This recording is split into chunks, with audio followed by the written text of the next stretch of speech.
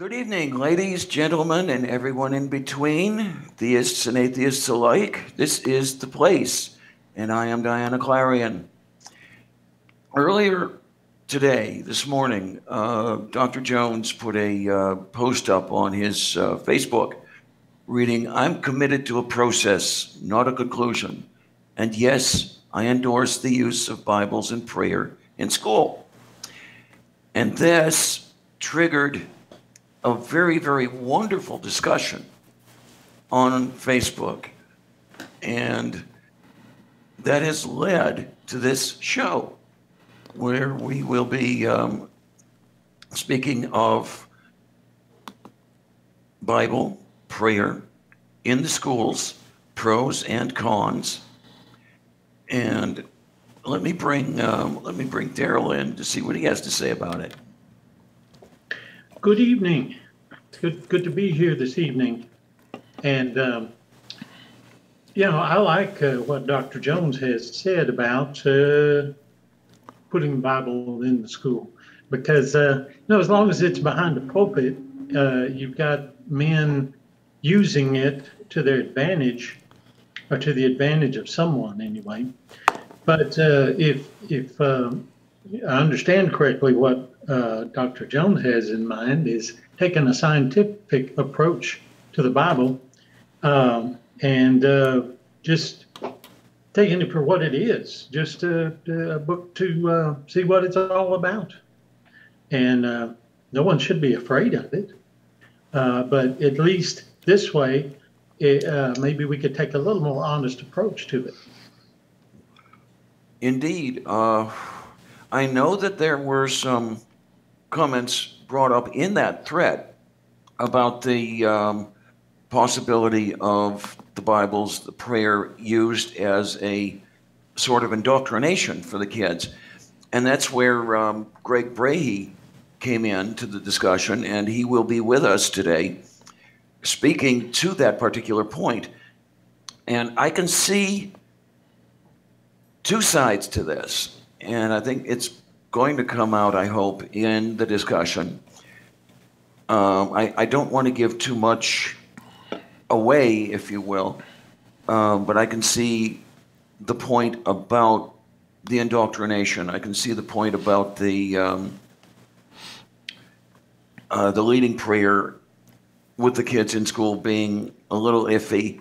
I can also see the use of the manuscripts as teaching tools. And when I think of that, I think of all of them. I mean, not necessarily Christian manuscripts themselves. Let's go to all of the Bhagavad Gita, the Quran, the Vedas, that sort of thing. Daryl, do you have any ideas on that? Yeah. What a good setting to observe all that.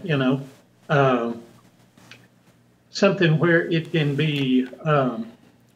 In other words, I guess to put it in these terms, where no one has a dog in the fight, maybe it would help end the fight over them. As a matter of fact, I didn't even think about it, but how do you like my shirt? I mean, this is kind of the way I look at all those, that this is words on a shirt, and those are words in books.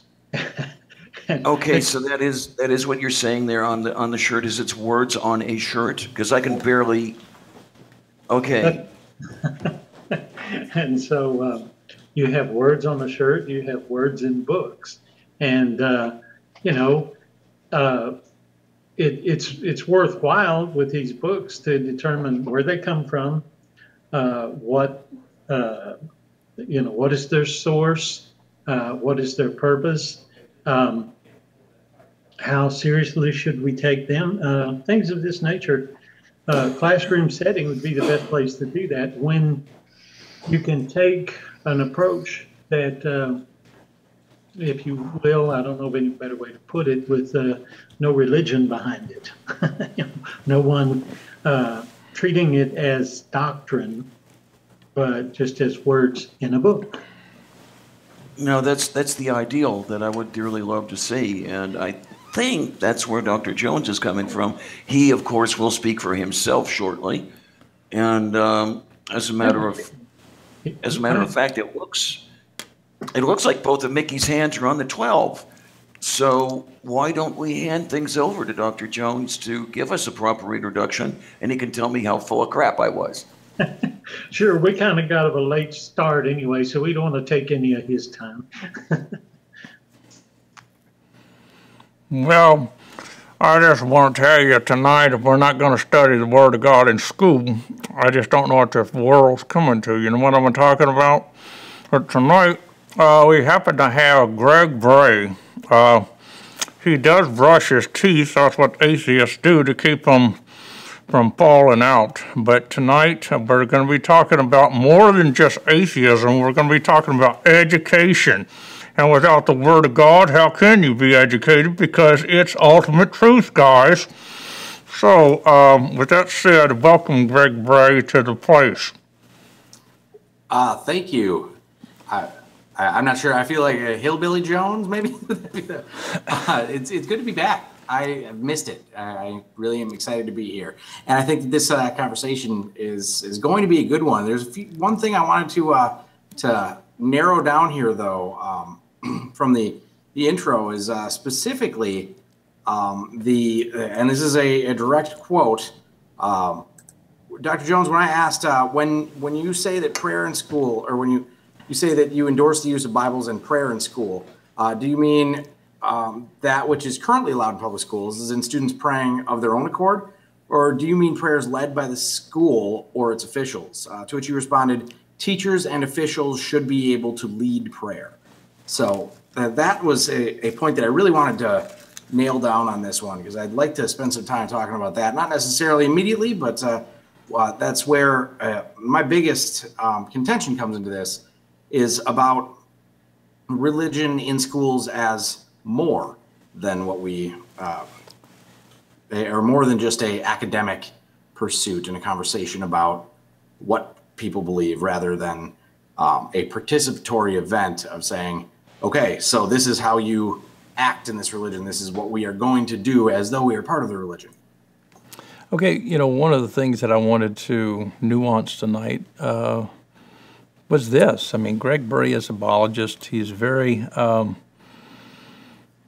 well disciplined. In fact, if you guys will simply go back into the archives of NCG and Kaine Diatheke, you will find Greg doing a few shows on evolution, modern synthesis. He does an excellent job, that is, in presenting it in a manner in which lay people can wrap their minds around it. And so what I'm in favor of, that is, in the educational processes, is something called juxtaposition. The Apostle Paul, we see this within the context of his corpus. If there's ever a person who could deconstruct, that is, what he grew up with in Judaism, he deconstructed not to lead people into another ism, but he was attempting to deconstruct something in order to move forward. What we see, that is, in translation theory, and we're talking about theories that have been falsified, by the way, we see models that I call a failed meta-language. And this is why we need the works of Ann Nyland, John Lee, and others who are lexical theorists, who are pushing back on the methods and the practices that have been put forward, that is, in the context of the models that we have in hand, extant translation. And so my point is tonight, anytime that you have contrast, if you have juxtaposition, something close side by side, typically that creates a much better learning environment. Deconstruction is always important because, you know, if our students are going to church, and perhaps most of them are, and they're hearing one thing at church and then they go to school, you know, they need something not just in contrast, but they need something that's side by side. And so I would advocate, let's say, a Greg Brahe teaching biology along with, let's say, a Kent Hovind in order to see what's being stated. Because I think at the end of the day, methodology, consistency with methodology and practice will win out. And so what say you, Greg, to that point that I want to make about that. I mean, it's not like I want to hire Kent Hovind, but if these fundamentalists want to put something on the table, and we were to put these these individuals in the classroom next to people who are very competent, very articulate within their disciplines, whether it be biology or linguistics, I think that people would see the difference. What say you? I think that you might be a little too confident in that. One of the biggest problems with children, especially, is their credulity. Children don't have the necessary or the prerequisite knowledge to really parse out a claim by me or a far more qualified the evolutionary biologist versus somebody like Ken Ham or Kent Hovind making these claims that are wildly inaccurate, and frankly, most of them are just outright lies, at least when they're discussing science. So the issue that you run into, I'm sorry, I'm getting all kinds of blurry here, I think, but the issue that you run into with teaching this in front of students is that they end up having sort of a couple of possible reactions. One is what you're saying, is interpreting both and weighing one against another and looking at the actual value of the arguments and the evidence and the data and saying, yes, I do think that this is the best approach, and I think that this is the one that is supported by the most evidence. That's uncommon, especially in children or teens that are below the undergraduate or even graduate level of college. Most of the time, people that are in K through 12 are not really even at that point in life where they've been taught to question authority, or even have developed the confidence necessary for it. They also have. Can I break in for a moment, because I don't want you to get down the trail too far before I push back a bit. In that when I look at my grandchildren, I see all of them developing. That is, in language, and we would call that, we have these developmental stages called, acquisition 1 and then 2 and so on, and I think you would agree with that. But when children are acquiring, let's say, this and that in the context of language, we see that contrast and juxtaposition works very, very well at a young age.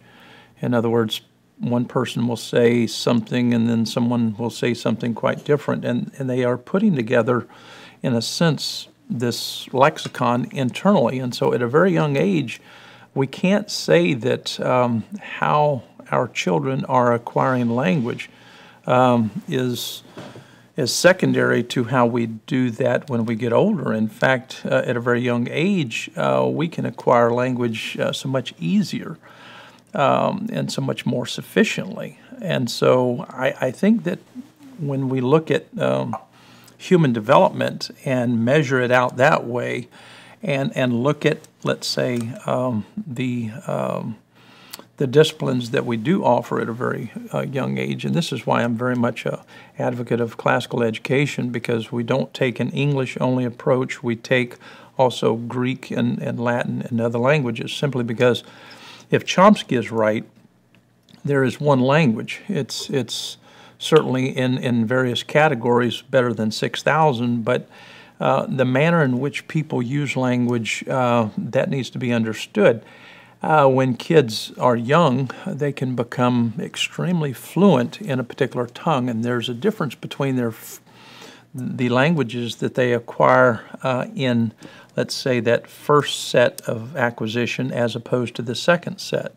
Most people who teach language to older people do this with paradigms, and it's very failed, and it's very difficult to get back to. And so I would push back on some of what you're suggesting. I agree with some of it in part, but I think that we could have things taught at a very young age where I was even talking with Bob Graves about this. I said, if you study Greek early on, I learned Greek at a very young age, and it gave me a benefit far above other people who learned it at a much older age, simply because I understand it in a fluent way. There's a much different way of looking at language when you're fluent in a language as opposed to just memorizing what's in, let's say, a lexicon, both Greek and English. And so, do you get any of what I'm trying to suggest? I do. I absolutely think that there's a lot of truth to what you're saying, and I'm really honestly not in the position to even challenge. I don't have the requisite knowledge to say whether that's an accurate representation or not. And that's actually my point that I was getting at. Is I'm not a linguist, and I think that language acquisition probably works in a different pathway than acquisition of what we would consider as factual knowledge or knowledge about the world versus the way that we communicate through the world. Okay, let me stop you right there. First and second language acquisition is not just a theory applied to language alone. It's the manner in which we acquire X, Y, and Z. And so when we talk about first and second language acquisition, we're talking about when we're young, we are acquiring this and that in a certain way, and we're capable of doing. And this is why I think that some countries who teach algebra in the third grade is very, very good. Go ahead. The whole idea of first and second language acquisition is that children are much more open to learning something in a much deeper manner and a way that it will be integrated into every part of their life versus second language acquisition. If you're learning it later into life as an adult, you just will never have quite the same depth of that language into your mind and the way that you think and act and communicate. And I think that the same is true when it comes to most of the beliefs that children form. It was Mark Twain who said that prejudice or bigotry is just a collection, or no, it's common sense is just a collection of the prejudices that we've established before we become adults, something along those lines. I think that children are naturally rather credulous. They believe things easily because, again, they don't know the difference. And this is the problem with the teaching of teaching the controversy and trying to put out just two sets of claims and saying, hey, look at these, measure out which one you think is more convincing.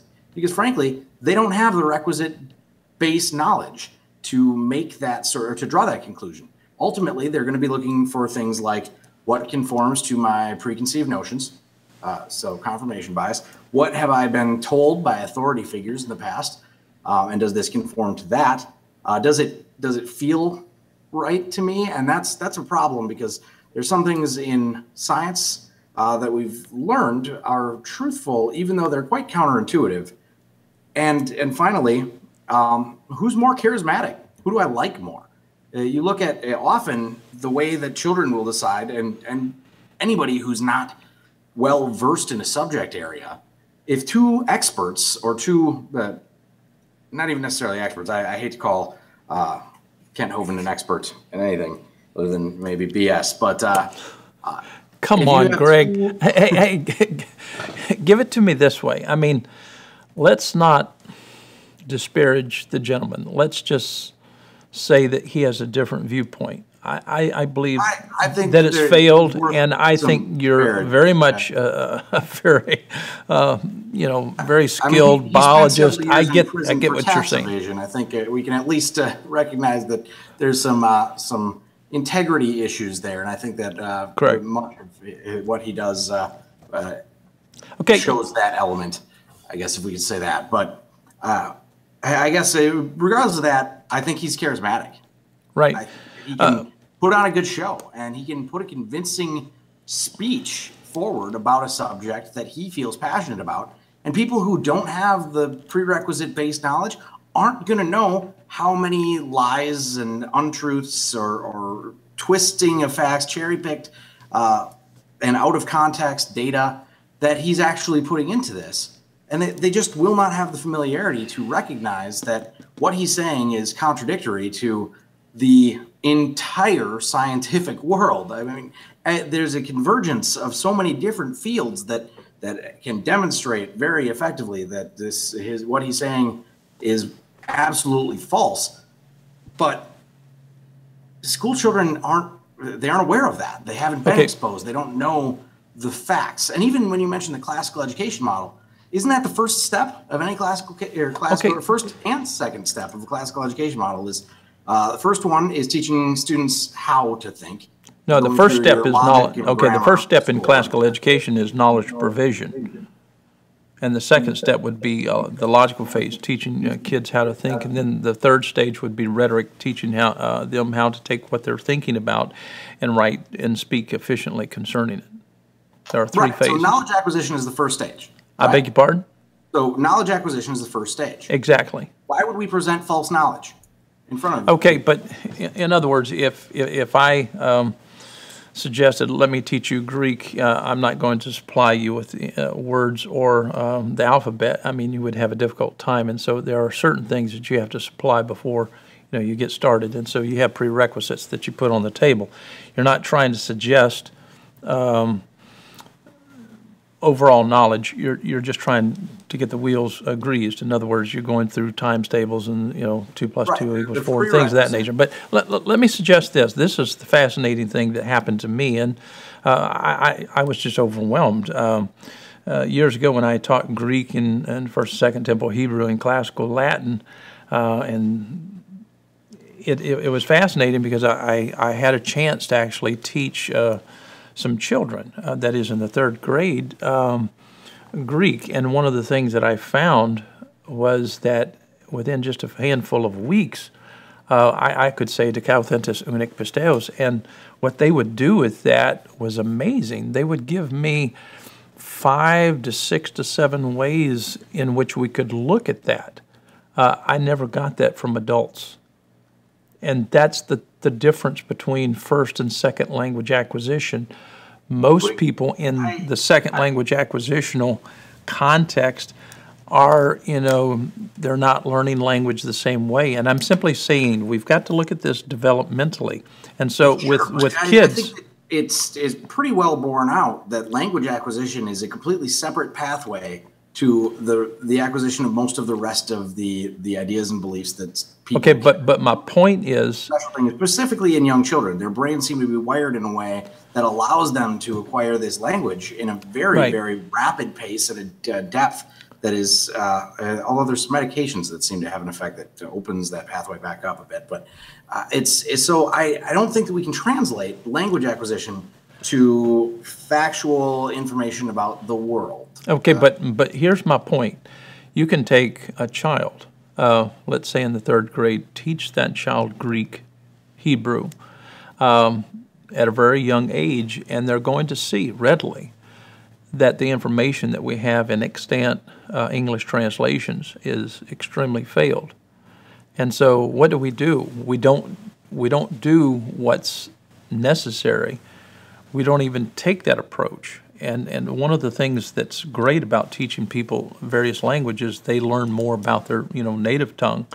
And this is why I'm such a big advocate of taking multiple languages. But my point is, it doesn't take long for, let's say, what's being taught in church to fall apart once you put, let's say, here's an old Bible, okay? I collect lots and lots of Bibles. This one is very meaningful to me. It's about to fall apart, but where it came from, if I explained it, you would probably cry your eyes out. But my point is, when you read this, you can teach a child Greek and Hebrew, and if they looked at this, they would probably laugh simply because this is filled full of misinformation. If I want to keep my grandchildren away from misinformation, I'm going to teach them some of the most essential things to keep them away from being indoctrinated. Would you agree with that? Yeah, that's actually, I think we're making the same point in that regard. Sure. Okay. And so when I'm talking about putting the Bible in school, as long as the Bible is outside of the scope and sequence of educational processes, it's never going to come under scrutiny. And I'm in favor of the Bible that is in translation, also the manuscripts to come under scientific method and practice, the inquiry that really is done not just by one group, but by all. I'm willing to put everything on the table. That's what we need to be willing to do in a pluralistic society. And so if we are taking, let's say, an approach toward education that's pluralistic, we may come to different conclusions, even though we're looking at the same evidence or facts, correct?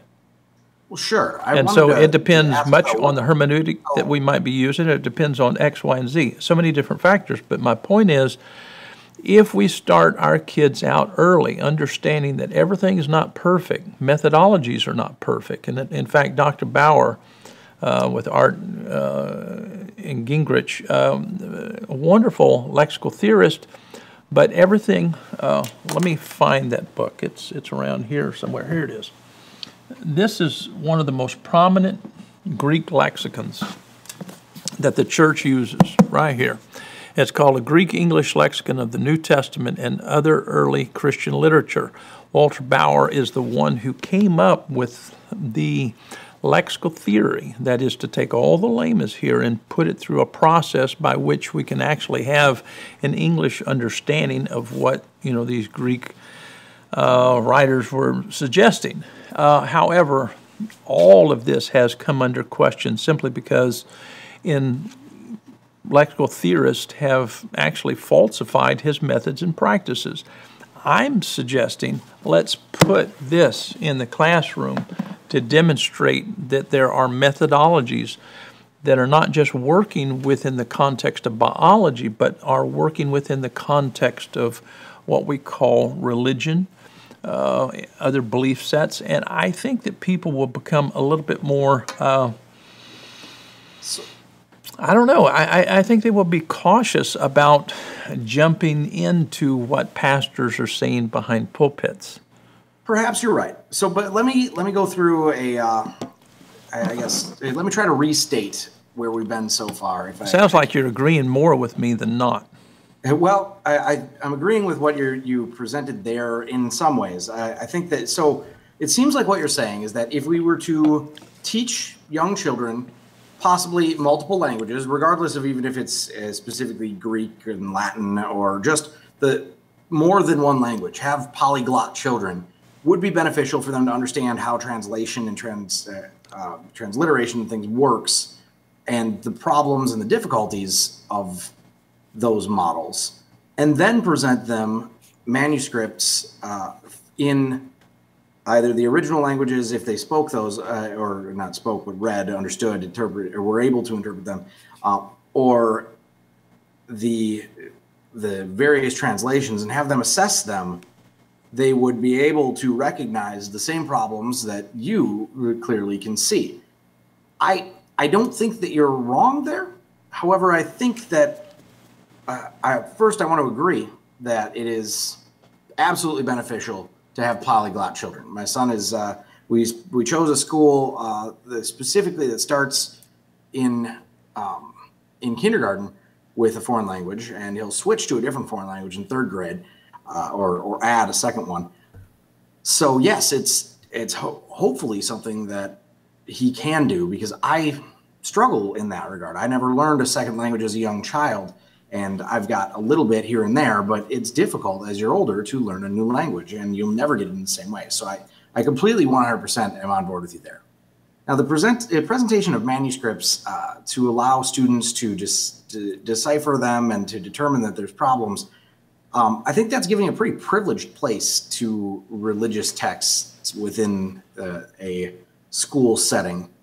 There's plenty of other applications to the same thing, and yes, there's value to that. I can see that. That seems like something that could be done more at the college level, or even graduate school level, and not be a part of a standard public education. But also, if we have, lost my train of thought there. If we have these, okay, let me interrupt it just so you can grab your thought again, okay? Here's what I'm talking about. If children at a very young age, if they can wrap their minds around several languages, and they can easily, what happens is that this gives them a better ability, not just in grasping, let's say, things that have to do with the biblical corpus and extra biblical reading, but we're talking about when they pick up just any book, they have better skills, that is, at reading comprehension. I would think that that's a huge plus point, because when you're reading a biology book, you have to understand that there is a determinate nomenclature that typically is used. Sometimes we have some of these individuals that go back and rewrite it and take that out, but that's sad in a sense. And so I think that if we took a better approach in education, I think that our kids would move forward more rapidly, and they would not be prone to buying into these extreme beliefs. And for the most part, what we're talking about, why do so many people buy into fundamentalism? And I think they buy into fundamentalism because at a very young age, they're not exposed to enough data. They're not exposed to, arguments. Well, while this might be true, you also do need to recognize that that is by design. Fundamentalism is a self-propagating organization where these students are cloistered away from competing information. They are intentionally homeschooled or sent to schools that do teach, or private schools or even public schools that are breaking the law in pressing these religious texts and their specific interpretations and translations that they are favored among them as authoritative. And that kind of brings us back full circle to the initial objection that I had, was the specific, I endorse the use of Bibles and prayer in school, and teachers and officials should be able to lead prayer in school. So I think that I don't think you'd get a lot of people that would argue with you about it being allowable. The main contention I have with you might be the benefit and whether it's a good use of time, and if it's giving a religion a privileged place as an area of study. But to focus in the way that you've discussed thus far on the manuscripts, the translation models, and things of that nature. But most of where my pushback is going to be, and where atheists and secularists, and even, frankly, even Christians or Muslims, Jews, Hindu, Buddhist, you're going to get pushback from people, or even among Christians, is once you start having prayer led by the school officials, or the texts presented as authoritative in some manner without all of this prerequisite background knowledge that you're discussing and saying, presenting it for literary or translational criticism, which is, I think, just sort of above the level of what we can expect for most high school students to be able to really reach. If you're seeing that as authoritative or being presented as authoritative, or students are being led in school in prayer, that creates a coercive environment. It creates a place where there's a de facto religion. And that's, even if that's not the ideal being striven towards in allowing this, I guarantee you that will be the result in practice, because frankly, that's what was the result what was the case for many years before it was explicitly outlawed, and still is exactly the case across much of the country. The Freedom from Religion Foundation and I forget, there's a Christian organization that does the same thing, but I don't remember the name of it at the moment. Okay, Greg, listen to this point, and I want some pushback on it. If we take our kids and we train them early in the languages, okay, and then they hear someone get up and pray, and the Bible has actually been in the school. Though. Okay, but just a minute. Let me make my point. Let me make my point on the fact that there's a difference between hearing somebody getting up and praying and being enticed or coerced into joining. Okay, but just a minute. Let me see if I can make my point. Okay. Now here's the point that I want to make. If you have students who have, since day one, have been trained in a very good way, that is in multiple languages, and have a background in this, and you have teachers who are very well disciplined, and this would actually emphasize that our teachers can't be what they are today for the most part. We need some teachers that are excellent, and we do have some awesome teachers, but there are so many that need to find another line of work. But my point is, if we have students that have, I had students early on, and they could listen to someone preach, And these kids were saying, that's not true. That's not true. And my point is, when kids start hearing adults spread misinformation, they typically, don't go for it. And sometimes I think that we look at children as if they're stupid, and I don't think they are. I think they're brilliant. And I don't think that they have the kind of bias that we have, and I think they're willing to ask questions. In fact, my grandchildren are always asking me powerful questions, and I'm proud of them. But I have taken the time to provide them with much, and since I have provided them with much, and my wife has provided them with much, they have advantages that I didn't have. Does that make any sense? And I think that if we can give young students advantages, I think when anyone gets up and tries to convert or deconvert people through the means of theological practice or whatever, I think that our students will simply laugh and chuckle, not buy into it. I think that you're kind of living in a dream world with that. That's simply not feasible, at least according to the ability of modern standards. I mean, right now we have a hard enough time getting everybody or every student to read. Well, but my point is, there's a huge focus in education. I mean, my wife is a high school teacher, and I sure. can tell you that it's incredible how many students can make it to the high school level without being able to read their native language at beyond like a first or second grade reading level. So there's huge shortages in teachers, and the educational paradigm in which we live is simply not what it would have to be for these ideas of yours to do anything. So on a practical level, I don't think that unless you're quite wealthy and able to send your students or your children to a private school with the cream of the crop, absolutely best of the best teachers with very small class sizes, I don't think that this is ever going to be achievable. As long as it's a standard public education, there's simply not enough teachers, not enough time, not enough money for students to achieve or to receive the kind of education that would be necessary for this to be beneficial for them rather than risky and harmful. Do you think that if a math teacher teaches the children at, let's say, the first year that they start math, that 2 + 2 = 4 and base 10, do you think that a pastor could get up and pray and inject in the prayer that that's not true and they would buy it? I don't know. I am never, I guess. See, I'm a big advocate of stopping misinformation by well-informing children and adults. I think that we can stop the craze by supplying information. So people who are well-read, well-informed, I think we have advantages there. I beg your pardon? The best way to do that is not to present the misinformation within the classroom. It's to recognize that the misinformation will be bombarding them throughout their lives, especially in the internet today.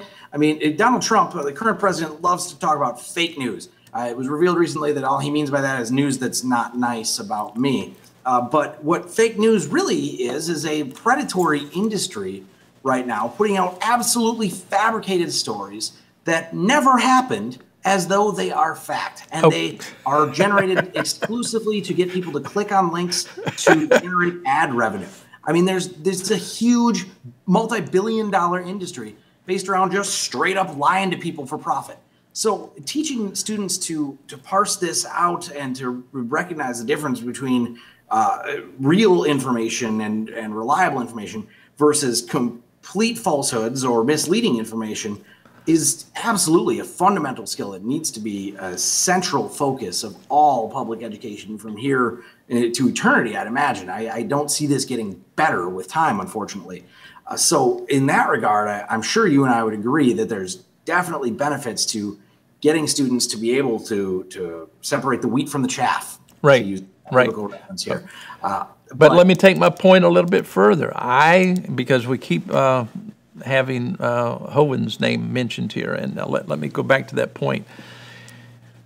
If you came on this show and you started talking biology in contrast, in juxtaposition with Mr. Hoven or Dr. Hoven, okay, you would win hands down. I guarantee you, when he goes to the Hebrew text and you have me on the show, in contrast to what he says about Hebrew, people would be aware that he knows nothing about Hebrew. Okay? Well, wouldn't that be you discussing with him the language? I mean, No, if I discuss Genesis 1, chapter 1 and chapter 2 and chapter 3 with Dr. Hovind, it's going to be apparent that he knows nothing about Hebrew. If you discuss biology with the same gentleman, it's going to become apparent, that is, to students who have grown up, that is, through a system that is developing properly, it's going to become apparent, hey, this guy doesn't know his biology. Does that make any sense? And so I'm simply saying at a very young age, we need to focus in on training that's efficacious, if that makes sense to you. Sure. I think that, it's not that difficult for me to go up against a young Earth creationist who's spreading misinformation about evolutionary theory and to make it pretty evident that they are full of crap. But that also, we also need to recognize that doesn't stop them from being convincing to many, many, many, many people, even when directly juxtapositioned in this manner. And as a matter of fact, that's a format that they seek out. Young Earth creationists love debates because it gives them an audience where people that are undecided will be exposed to both sides. And often when you're undecided, it means, as we mentioned before, you just lack that prerequisite knowledge to make an informed decision about the data being presented. And you end up making the decision based on superfluous things like who's better looking, who is more charismatic, who appealed more to my preconceived notions. And that ends up not being as effective as simply presenting the facts as facts and allowing them, and then presenting the fact that there will be untruths, misinformation, and lies be thrown at them throughout their entire lives, and then giving them the tools to parse out the two between them. We don't need to also invite the misinformation and lies into the classroom. Just a minute. That's where just a minute. Hold on. Treat students in prayer. That really, it comes into this, and I guess that's actually a different subject entirely about whether they're going to benefit from the truth telling aspect of it. I'd like to transition because we don't have much time left. But here's my point. I had G-Man on my show several years ago. He's a wonderful person. And he's all over the place in theology, and so I took a measured approach toward his theology, asking a handful of questions. If you'd like, people just need to go back and watch that show. I think there were some shifts with people who hold that position simply because someone was articulate to the question, that is, of those particular passages.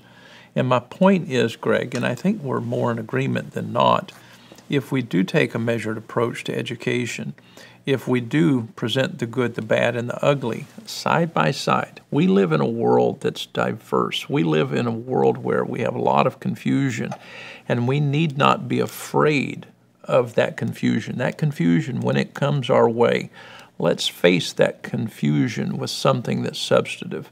I'm willing to take my grandchildren and place them side by side with things that are being stated about God, stated about this and that, in contrast with well-informed sources, etc. And so my point is, my children and my grandchildren have learned the value, that is, of allowing things to challenge what they think to be true.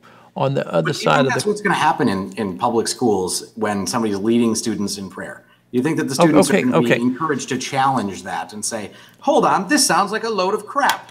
Or are they going to be coerced into participating, even if it's by the teacher or the official who's just an authority figure that the students haven't been taught it's okay to publicly challenge authority figures? As a matter of fact, that's a huge amount of elementary education, at least, is conformity and obedience.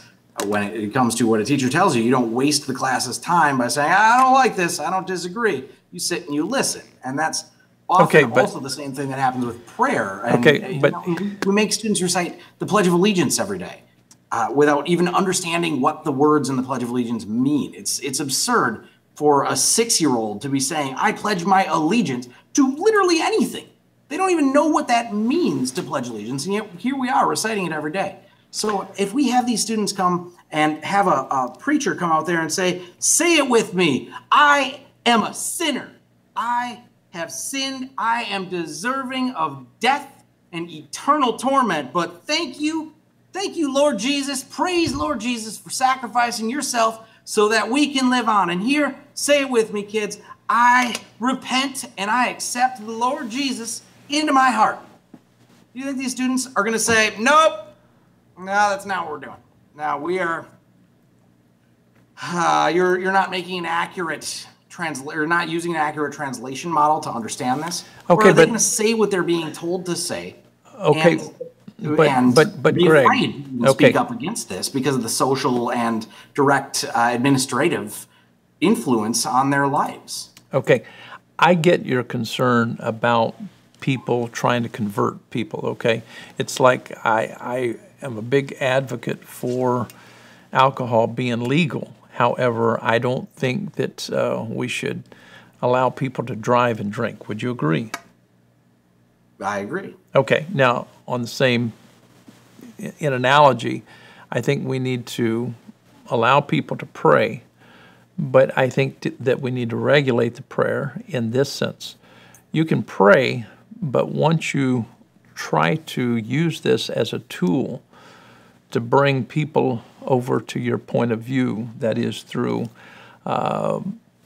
threat or whatever that comes like you were articulating, I think that's a transgression, and those kinds of rules could be set up in school easily. And so if prayer... That's pretty much where the rules are today, though, isn't it? I mean, right now, you can present a prayer as a piece of literature.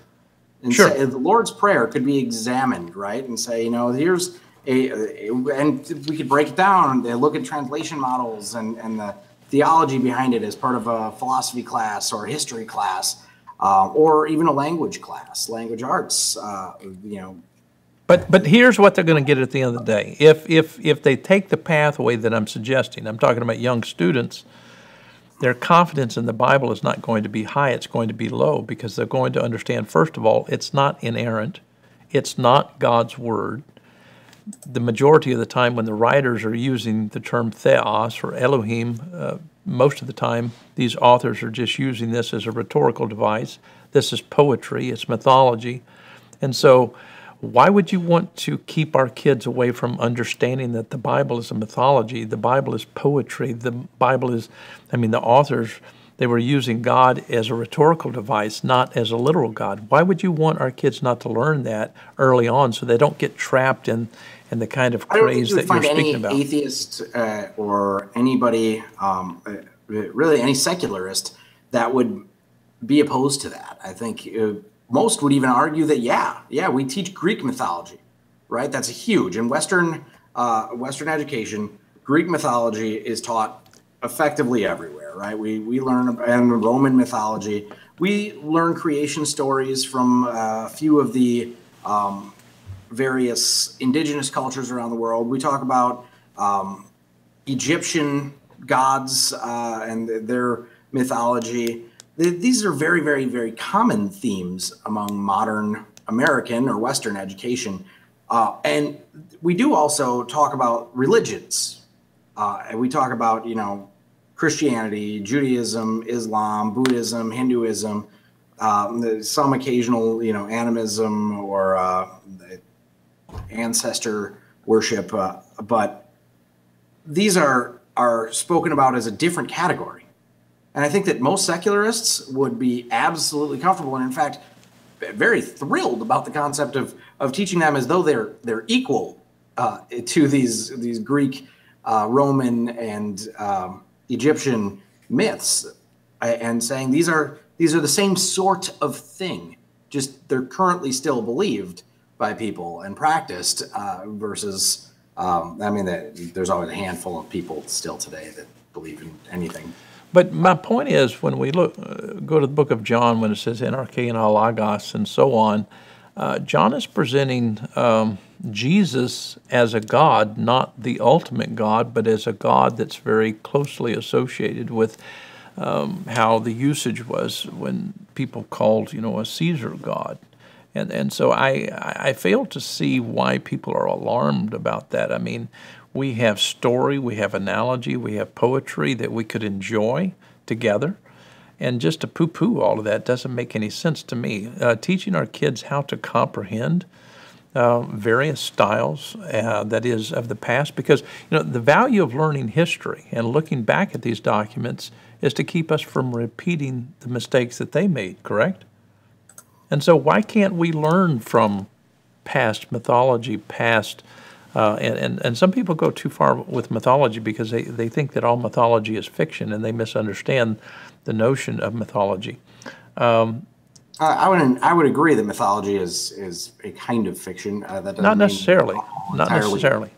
Fabrication or worthless. As a matter of fact, there's a very fictional Disney movie. I happen to be wearing a Disney movie shirt at the moment, or at least a themed one. But there's a different one, Brave, in which there's a quote that's "Legends are lessons, and they ring of truth." That I think is very powerful, that we can learn a lot from examining mythology and stories and recognize that these were more than just random pieces of fiction. They existed for a purpose of conveying some sort of other cultural meaning, and that's valuable. And I think we can draw the same conclusions about the modern Judeo-Christian Abrahamic mythologies, as well as Eastern and Southern Asian mythologies.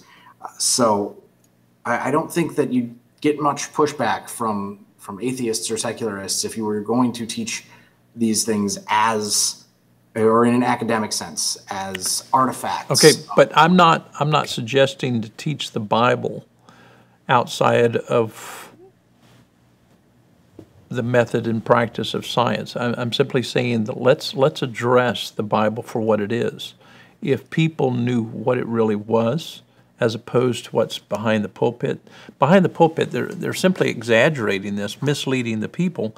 And I would feel that educators would say, people are being lied to by all these pastors. Let's take the educational process and push back on that. What's wrong with educators pushing back on what's being lied with all these lies behind the pulpit? There's various reasons behind why that's problematic. One of them is that educators are beholden to administrators and to school boards, and in some states there's a single school board that has authority over the curriculum for the entire state, such as Texas. So that is incredibly problematic because these teachers are not going to be permitted to make those sorts of challenges. If we permit prayer in school, as in a school official leading students in prayer, I 100% guarantee you that it is going to be exclusively Christian prayers, and whatever regional, whatever denomination happens to be most dominant in the region is going to be the one that ends up leading the prayers. Right? We see the same thing in government all the time. Right now, there are city council meetings or other state legislature openings that open with invocations, prayers, whatever you see, and they are constitutionally required, if they follow this practice, to allow a variety, and basically whoever applies to lead the invocation, they're constitutionally required to say, okay, well, you can do that. That doesn't even mean that happens. I mean, you see Satanists coming to lead prayers, and you'll see an atheist trying to give an invocation, being told, no, you can't, because you don't do prayers at all. So what ends up happening is a de facto establishment of an official religion, even though it is explicitly against the U.S. Constitution. And I think that what you're offering here is a even larger foot in the door for religion to come in with a carrot and a stick into. I don't think so, and here's why. I think you're offering, or what you're suggesting, is a very sloppy approach to prayer and the Bible. What I'm talking about is a very measured approach to prayer and the Bible and any other consideration. And that might be I think that in educational paradigms, that's what we do in science, and you know that. You're aware of that. Even in science, though, in elementary, middle, and high school science, you're basically just introducing facts. The experiments that I did through high school biology and chemistry. Well, actually, I never took chemistry in high school, but physics. They're not true experiments, not true research. It's following a recipe. It's a demonstration, and saying, "Hey, look, if you do this, this happens. Look, it works. That's how it works," and it is valuable. I mean, I'm not going to deny that, but it's still just presenting facts. Because that's what the role of education at that level is. When you get to graduate school or to an undergrad degree, that's where you start to have the ability to challenge things a bit more. A graduate school, obviously, that's the role of graduate school, is to really dig in deep and make yours, find your hill to die on, right? And make your thesis and argue for it.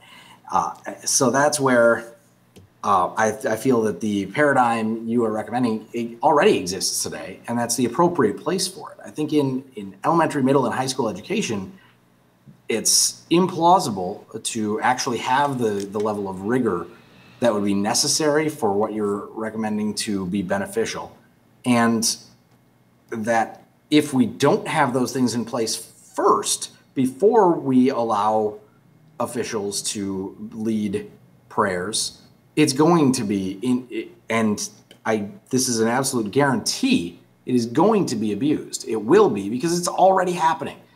As I mentioned before, the Freedom from Religion Foundation has a team of attorneys that is regularly sending letters out and filing lawsuits when people are reporting that that their second grade teacher was entreating the students to pledge their hearts to Jesus Christ as their Lord and Savior. And you never see in America or a Muslim teacher doing something like that. But I think that that's a useful thought experiment, is to say, how would these Christian parents feel if it was an Islamic prayer? As a matter of fact, it has been done, and we've seen that in the news, where Islamic prayers have been taught in literature classes. Just say, hey, look, we're studying Islam and Islamic art, and here's an Islamic prayer. And people just lost their shit. They went nuts. No, you cannot teach our kids an Islamic prayer. You are not going to have them recite a prayer to Allah, even though Allah is just the Arabic translation of the exact word God. It's not like it's a special different name. It's not Jehovah or Yahweh or Ra. I mean, there's Thor, Odin, whatever. We don't even have the ability, or most Christians in the modern American culture, or at least the dominant Christian culture, are not very good at keeping an objective perspective and being open and willing to allow other religious perspectives even footing, or to allow their own religious perspective to be reasonably challenged. It comes out here, they come out as authoritative, and they do regularly distribute Bibles in schools with the intent of teaching children that the Bible is authoritative. They regularly run programs in schools with the intent of trying to get to young, credulous people and win souls. So that's going to be the result of allowing prayer in public schools to be led by school officials. Greg, It's already allowed. Okay, Greg, I agree.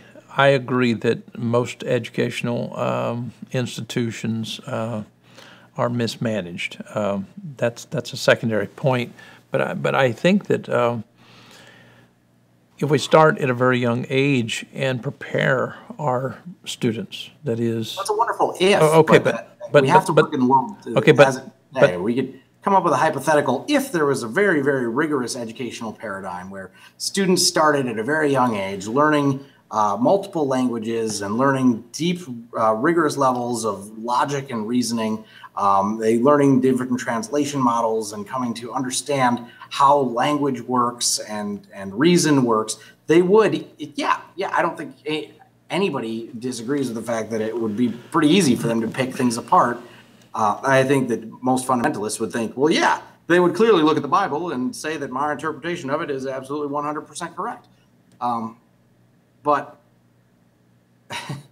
that it doesn't exist at the moment.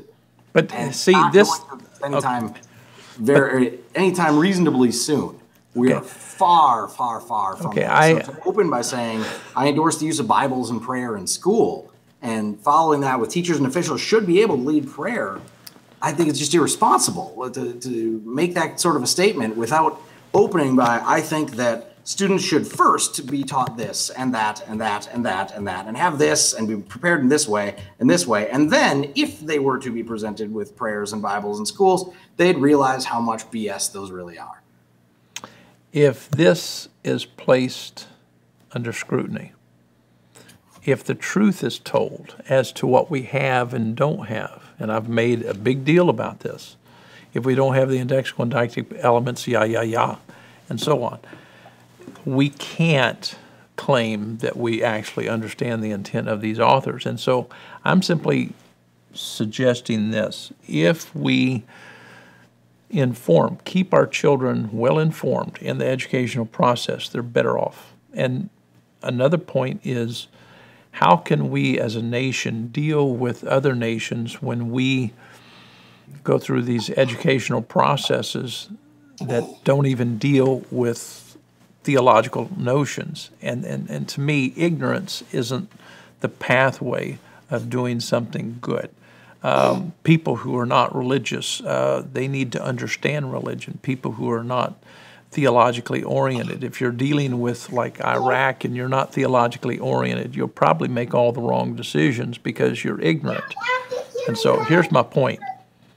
Jonathan Haidt, and I'm a big fan of Jonathan Haidt. He's an atheist, but I want you to listen to what he has to say. He said, I believe that while there is no God or external intelligence, I believe that we humans do better when we can orient ourselves around common goals, common purposes, common ideals. I believe our brains evolved with our cultures so that we have religious brains that are designed to be immersed in religious cultures. In other words, religion is not a trick or a disease, as Richard Dawkins and Daniel didn't tell us. Religion is an adaptation. It's one that we have freed ourselves in some ways, and then we're puzzled as to why most of our fellow citizens, at least in the United States, cling to it. So I believe that in our community of liberal, secular scientists, we will not progress. We will not understand the true nature of society until we open up our minds, especially to religious ideas. Not that there is a God, but that religion is adaptive.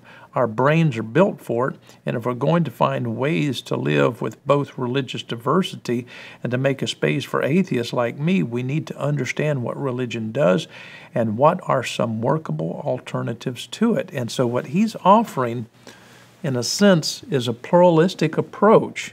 You can't tell a bunch of kids, hey, we're not going to teach pluralism until you're about 35, 40 years old, and now it's not really we have pluralism. Saying we're not teaching pluralism, though. It's saying we're requiring pluralism to be taught in a matter-of-fact manner, that there are multiple religious viewpoints, and it's important that you understand them. I mean, cultural literacy itself is massively important, but I think that he's also very correct about the importance of a narrative that people can understand and interpret. The value of myth, the power of myth, right? That's Joseph Campbell's thing, is that we have these myths that are commonly understood. Even the Star Trek touched on this, which Gene Roddenberry was an atheist, but very frequently covered the importance of mythology and religion. And there's an episode of The Next Generation where it's sort of Darmok and Jalad at Tanagra, I think, where there's a culture that the Enterprise runs into that speaks exclusively in references to their ancient mythologies. Their language is based on this. And if you don't understand the ancient mythology, you can't understand their language. And it's true, I think, in many more ways than I can even articulate here, that same thing runs through our modern world, and it will always be the case. If you're not familiar with the narratives understood culturally within a group of people, you're never going to understand the idioms and the references, the values, and so much more about who they are and why they believe what they believe and what their phrases mean. But I don't think that even religion is itself privileged in that regard. I think that we can get the exact same benefit out of the Marvel Cinematic Universe, that we can all recognize this is a huge set of mythology, right? And it references different gods and other mythological paradigms and structures from outside of it. But you know, the success of the Marvel Cinematic Universe gives a very, very useful meta narrative. I mean, the most recent film released by them with Infinity War is effectively just the trolley problem addressed by many different people in many different ways. So we see so much benefit to being able to communicate with these commonly understood themes, ideas, and stories, but they are in no way dependent upon any specific set. And ultimately we end up being limited in our time, if nothing else. I mean, we just simply can't address all of the different narratives that are out there. So we end up privileging a handful, and specifically religions get a privileged place in this. I feel that might not even be worth its while. Why would we say that students should understand the mythology of Christianity, and not just say that they should understand these various stories that we've all sort of generally selected, that all students are going to know these stories, the Aesop's fables, whatever they are, and then they'll have a common reference points. I think we could start with, you know, the Marvel Cinematic Universe if we want it. What I'm getting at is that as long as there's some sort of point of reference, it doesn't matter what it is truly. And by inviting religions, we know that religions have a long history of being incredibly aggressive, coercive, manipulative, and particularly around children. So there's no reason that these religious officials or officials within the school and administrators should be able to bring their own religious beliefs in there, because history has borne out nothing if not the fact that that can't be trusted and it will be abused. I would suggest that you read Jonathan Haidt's book. It's called The Religious Mind.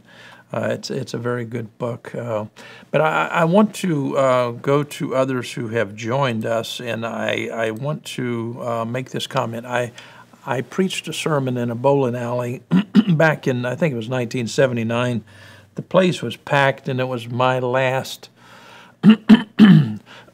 sermon that I gave with any kind of esoteric mention. And here's my point. This is what I said.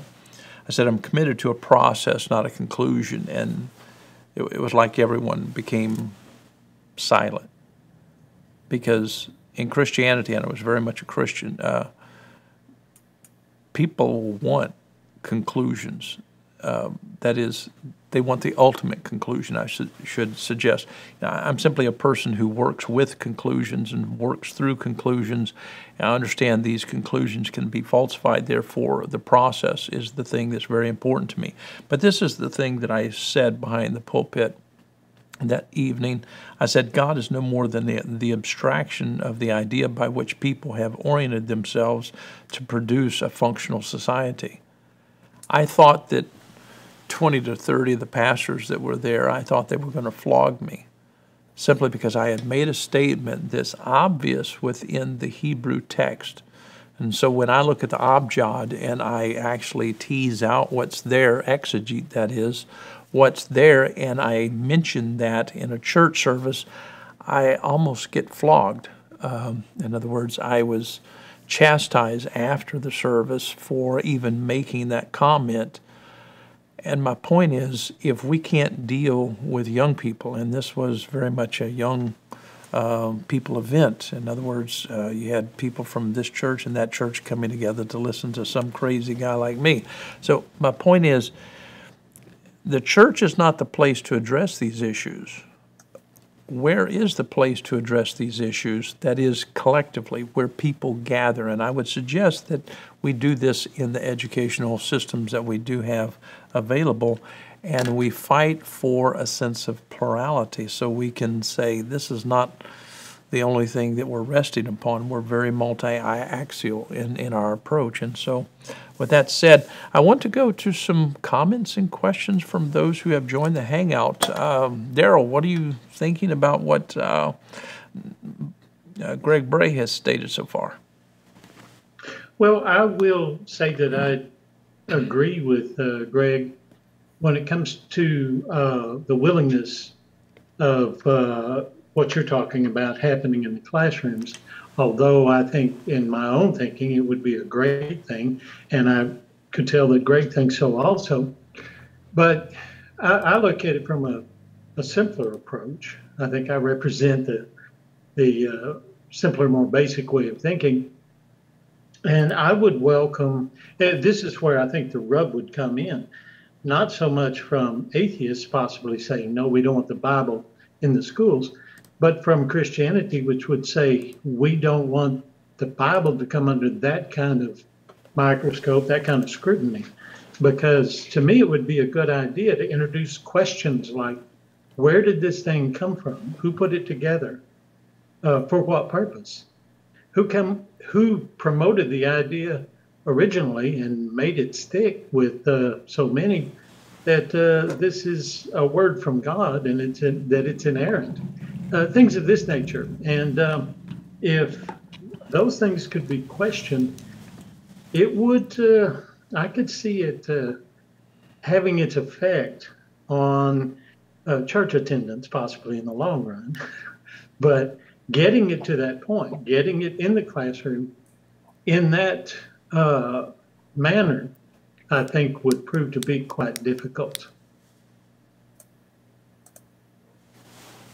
Diana? Yeah, I'm probably not going to say anything that already has, that has not already been said, but I'm seeing, and I'm going to put this in a lighthearted way, a battle between the idealist and the pragmatist. And I'm speaking colloquially here.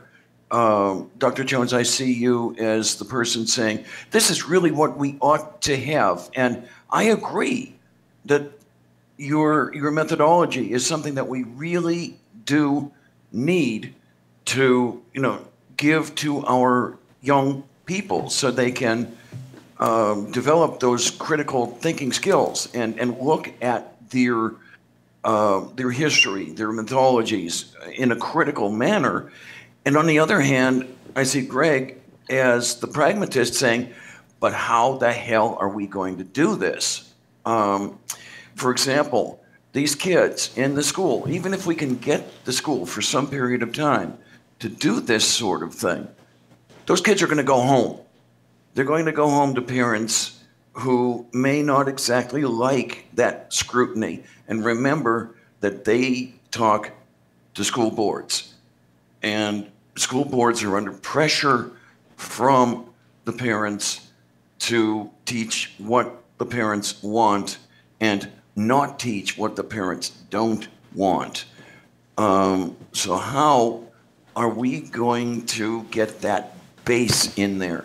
Because Dr. Jones, your kids, your grandkids are extremely, extremely lucky because they had or have a parent, grandparent such as you who has the open mind. What about parents like mine? When I was out on a choir tour, we stayed at various homes, and one of the homes I stayed in overnight was a pastor's home. And those of us who were there, this pastor gave us a little gift, which was a bare cross bear crucifix on a lanyard. And when I brought this home and described, how the pastor talked about the cross was empty because it was the risen Christ and the whole thing, he, the MSB, looked at me like, this person is from outer space. This is a bunch of bullshit. And he wasn't even very religious. He was Roman Catholic, for Christ's sake. So we have the even greater fundamentalism in many parts of the country. How do you get past that? I'd like to add one additional thing onto that is the risks of a student coming home or a child coming home to a parent and making a statement like this range anywhere from being admonished or told, no, we don't ask questions like that, we don't do things like that, to being threatened with things like eternal damnation or physical harm, being disowned, yes, or even being killed. Yes. You can't underestimate the damage that can be done by people who are deeply, deeply lost in a fundamentalist religion and then are seeing their own children challenge them. That can be dangerous. To be an atheist is dangerous in a huge amount of the world. And the number one, if you go to any forum on Reddit or any website at all designed for support or discussion of atheism, one of the very first things that they'll always have in their FAQ is, hey, I'm a high school student or middle school, whatever, and I'm an atheist. I want to tell my parents. The first thing they're going to say is, before you even think about that, think about what might happen if you do, because it's better to play the part, to go to church, to put on a smile, pretend you believe what they want you to believe, and survive, or at least have a stable, if your life isn't in danger, the stability of your life might be, to have a stable home that will provide food and clothing and shelter, and you can then focus on your education and advancement, versus to destabilize your entire living situation when you're just a child. So it's dangerous to Yes. things like this. I mean, had I brought that up, maybe I would not have been on the street, but I certainly would have been put into an even more restrictive environment, possibly a strong Catholic boarding school or something like that. And it wouldn't, as I said, it might not have been as stringent as it was had I said something about my gender. I mean, then I would have been out in the street, sure. But still, it would have been bad enough.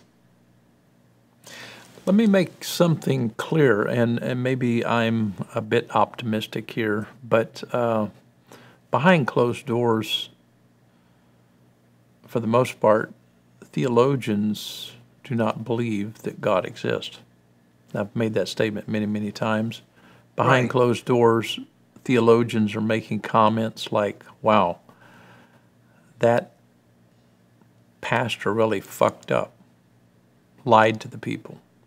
And so theologians are rarely impressed with the pastors, the priest. And I would like to see,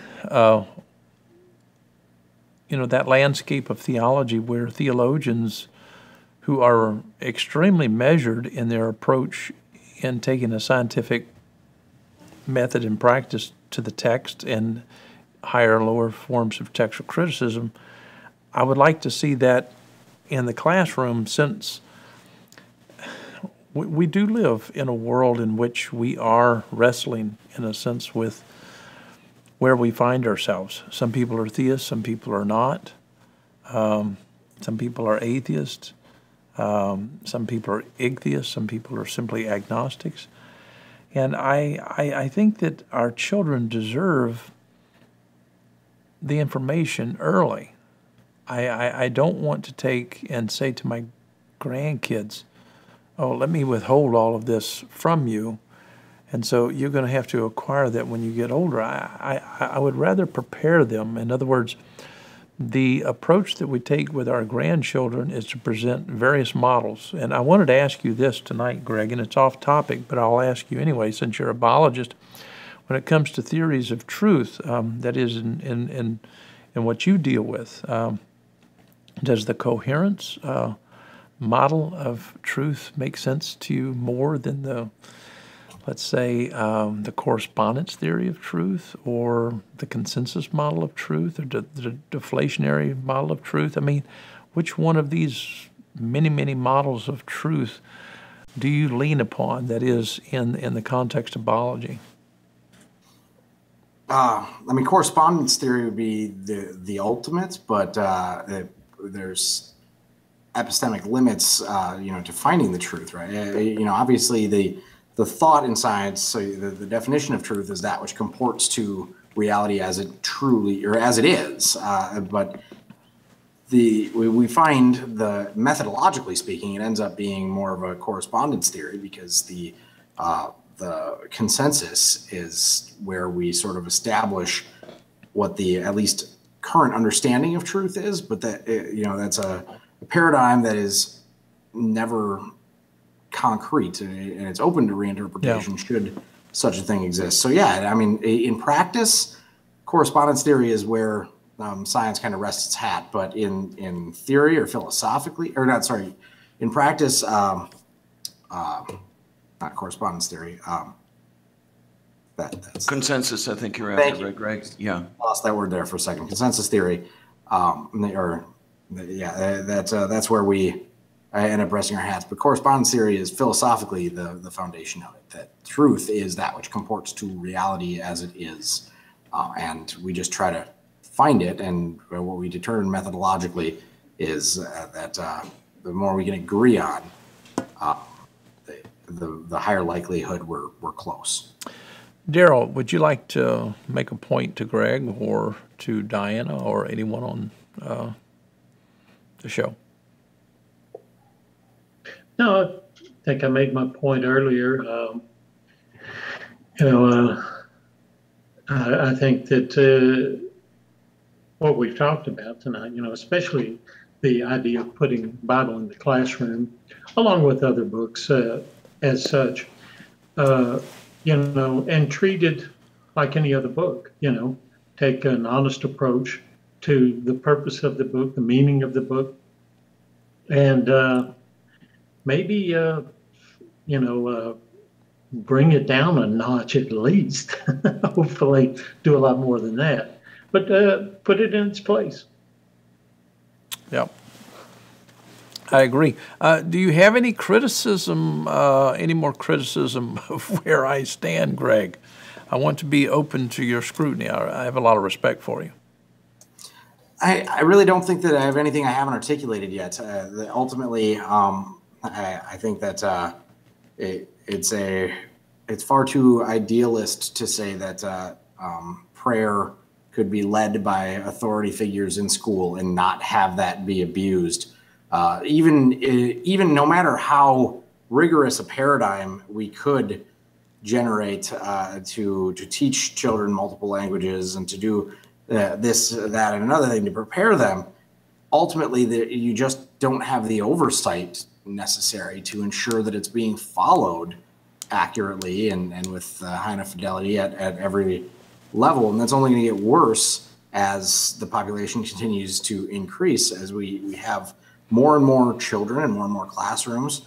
And at any one of them, if there's a teacher that is inclined to abuse the privileges that they have, they're likely to. But the only things we can do about that, I mean, that's going to happen. It's a law of large numbers, right? You have a large enough sample size, you're going to have people abusing things and people that are not doing what you want them to do. This is a reality that is unavoidable to humanity. So what we need to do then is to put in safeguards and to do everything that we can to have the tools in place to prevent this and address it when it does come to it does become a problem. And I think that the very first one to that is to ensure a secular education where there is no special privilege being given to religion, and religion is not allowed to be presented as fact or to be presented in a manner that entreats students to participate in it. Yeah, I can think of when Greg was mentioning, something is going to be abused. I can think of situations where it already has been abused. Was it in Kentucky or Tennessee or another state where the educational curriculum was set up in such a way that Christian scripture could be presented in the classroom for critical analysis, not proselytization or anything. But then, in many of the school districts, the teachers went ahead anyway and proselytized and did it because they knew they could get away with it because the safeguards that were allegedly in place were not going to do anything about it. Exactly. Okay, Greg, before I end the program, I'd like to ask you a couple of questions pertaining to something that we might do in the future together. In order to make a point, my point, that is in placing things in juxtaposition, because I think the outcome is going to be positive. Would you be willing to come on the place again? I'm sure that you would. You're so kind, and we're blessed to have you. We're honored to have you, in fact. But I would like for you, I'm going to reach out to Dr. Hovind and see if he would like to come on the show. I'd like for him to come, that is, in the studio. I'll sit right next to him if he will. And I don't want to get into the back and forth.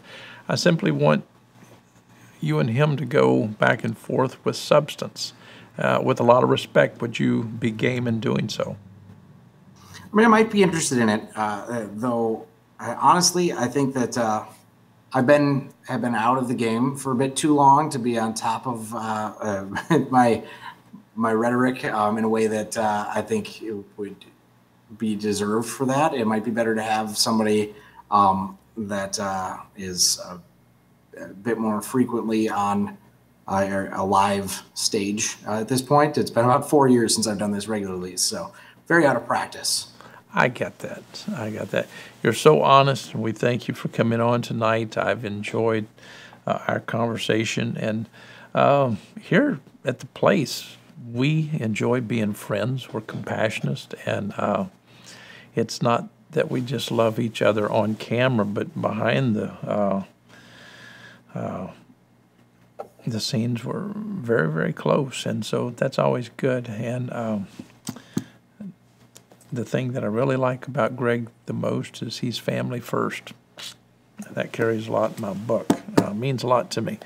Hey, thanks, guys, for being on the show. You guys are awesome, much better than I am, and so we're going to see if we can move this right along. We want you to come back soon, Greg, so keep in touch.